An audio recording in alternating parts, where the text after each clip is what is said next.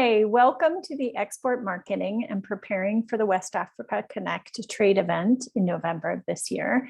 My name is Karen Gibbs with Byhand Consulting, and I'm very happy to be working with you all on this program.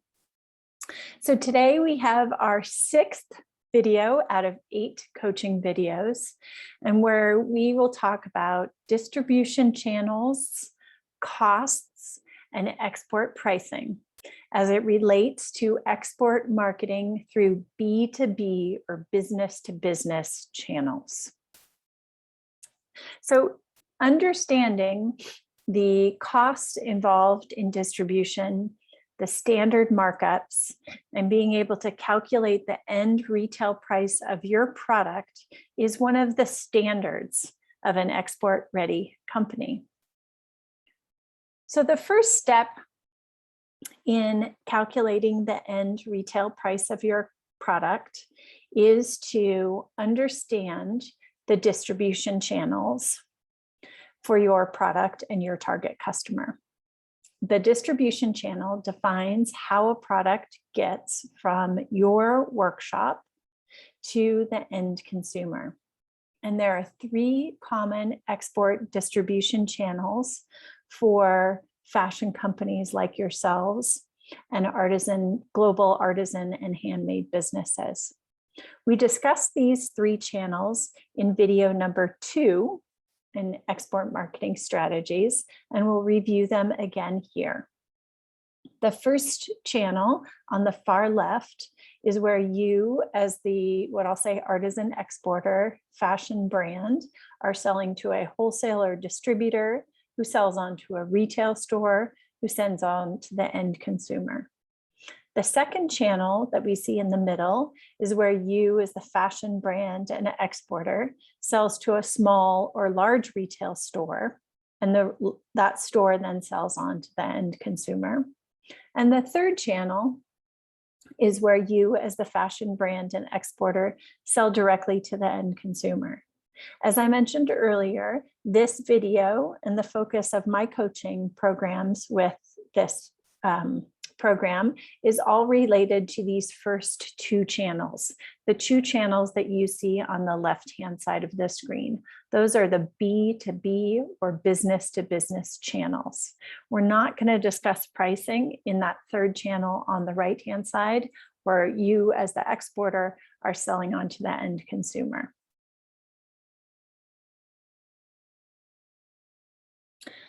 So the first or the second step after defining your distribution channel is to understand the responsibilities of each person or each business in the link in that channel. And the reason why we want to understand those responsibilities is because those responsibilities equate to costs that need to be factored into your export pricing. So we'll review very quickly, and please refer to the handout that associates this video for more detail. But as the exporter in the first channel, the longest channel on the left, the exporter, you're responsible for production, all the export logistics, and the export marketing. In the middle channel, you as the exporter are responsible for production, export logistics, design and branding, and wholesale marketing to retail stores. And in the final channel, where you're selling to the end consumer, you're responsible for production, export logistics, import and warehouse, design and branding, retail marketing onto that end consumer, and customer service. So as you can see, as you move from the channel on the left, the longest channel, over to the right, the shortest channel, you have more responsibilities in marketing through those channels.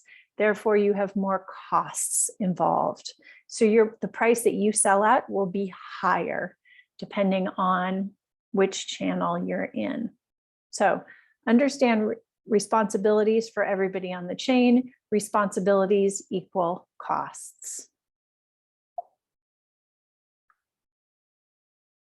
The next step in understanding and calculating your export costing is to understand the export price terms that are commonly used with global handmade, artisan-made, or small batch production products like yours. And here are the 5 terms that you need to be familiar with in export marketing. The first term is ex works or ex factory. That's the price of your product as it leaves your workshop or warehouse. The next term is FOB, which stands for free on board. And this is the price of the product as it boards the plane or boat, if you're shipping by sea, as it's leaving your country. So this price includes export documentation, any fees, any in-country transportation, packaging, etc., to get that product ready to ship out of your country. The next term is landed, or sometimes referred to as DDP, which stands for delivery duty paid. This is the cost of your product that includes international shipping, import customs fees and duties, and delivery to the customer's warehouse. So DDP is usually shipping by courier, landed is usually shipping by air or sea. The next term is wholesale. A wholesale price is the price that the wholesaler sells to a retail store. And retail, the retail price is the price the end consumer pays. So be sure you are familiar with all of these terms. And as you create your export catalog and your price list, that you are using these terms to describe what your price is. These terms will help buyers understand what costs are included in your price. Remember back in video number 2, where we had this customer profile matrix, and we talked about the expectations of each type of customer and what price terms they expect. Refer back to that and really understand what are the price terms that they are used to working in, and determine if you are offering the price terms that your customer wants. So if you're trying to sell to a small retail store, but you're offering X works pricing, that's not going to work. They're not going to understand how to work with you. And when they go into that evaluation phase to determine if you're the right type of supplier for their store, they'll figure out it's not the right match. So use the same price terms, calculate the same prices that your target customer is used to working in. Okay, now we're going to get into calculating. There are 2 ways to calculate the end retail price of your product. The first one is the more complicated one. So I'm going to describe that one first. The first way to do it is to calculate the end retail price approximately using these different export price terms. So let's, for example, in this example, we are going to start with the X works or X factory price, and we're going to say that is $20, right? So we're going to evaluate this order as if it was an order for 100 units at $20 each, or a $2,000 order. Okay.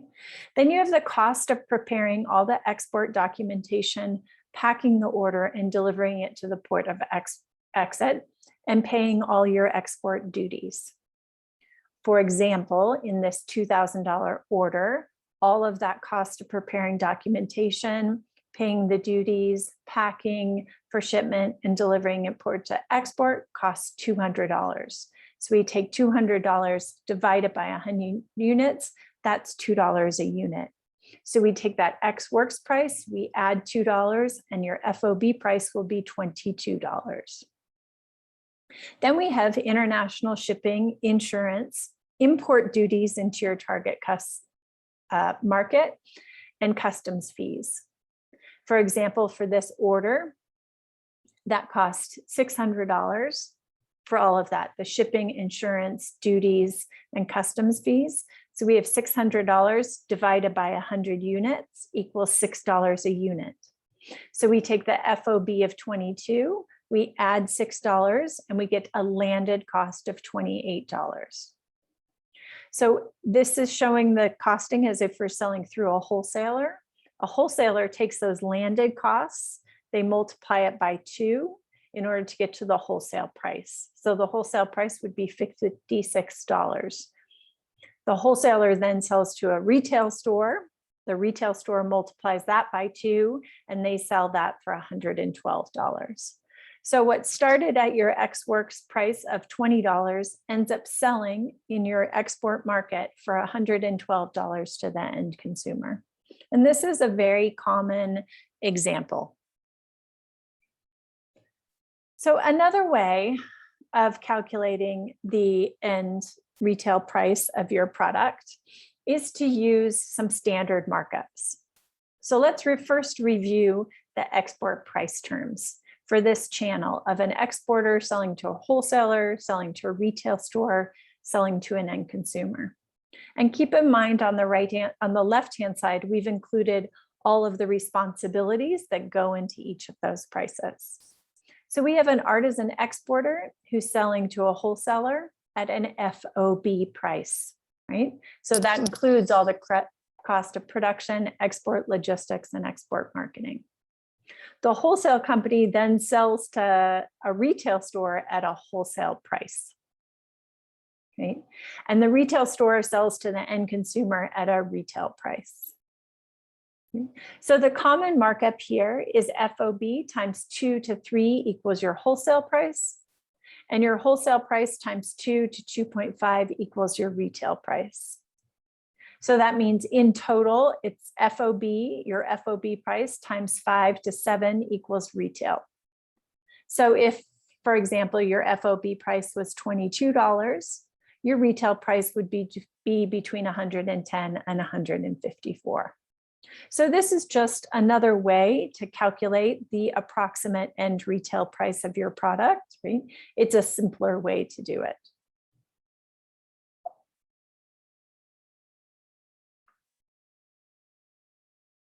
Now, if you're selling through one of those shorter channels, if you're an exporter selling to a retail store, selling onto the end consumer, right? So you as the exporter might sell at FOB or landed or a DDP price to a retail store, depending on what your store wants, right? And then that retail store sells at a retail price to the end consumer. So a common calculation, common formula is FOB times anywhere from 3 to 5 equals the retail price, or a landed times 2.5 to 3 equals retail. So example, if your FOB price is about $30, your retail price would be between $90 and $150. So just to be clear, there's 2 ways to calculate the end retail price of your product. One is you can use the cost of an average order to determine the prices appropriate for your channel. So going from Ex Works to FOB to landed to wholesale to retail. Or option 2 is to use the standard markup formulas for your channel. So that would be FOB times anywhere from 3 to 5 if you're selling to a retail store, or FOB times 5 to 7 if you're selling through a wholesale company. Can you sell through multiple channels? Can you sell both through a wholesaler and directly to a retail store? Can you sell to a retail store and directly to an end consumer? Yes, absolutely. But make sure that the end retail price of your product is comparable. It's the same. So you're going to sell at a much higher price if you're selling to the end consumer. You're going to sell at a lower price if you're selling to a retail store. And you're going to sell at a much lower price if you're selling to a wholesale company, so that your end retail price is the same. You sell at that higher price to the end consumer because you have a lot more responsibility and a lot more cost involved. You sell at the medium price to that retail store because you have more responsibility, but not as many as if you sell to the end consumer. And you sell at the lowest price to that wholesale company because you have fewer responsibilities. Will your prices be the same if you sell through multiple distribution channels? Like I just said, no. If you sell to a wholesale company, your price is going to be lower than if you sell to a small retail store. It's going to be higher. And if you sell to the end consumer, it's going to be even higher. But also, your responsibilities are more at those shorter channels. So as an activity, what I'd like you to think about is, what price terms do you offer right now? And is that what your target customer wants? Second activity, I'd like you to calculate the approximate end retail price of your product, either by analyzing an average order or by using that formula based on the channel that you're selling to.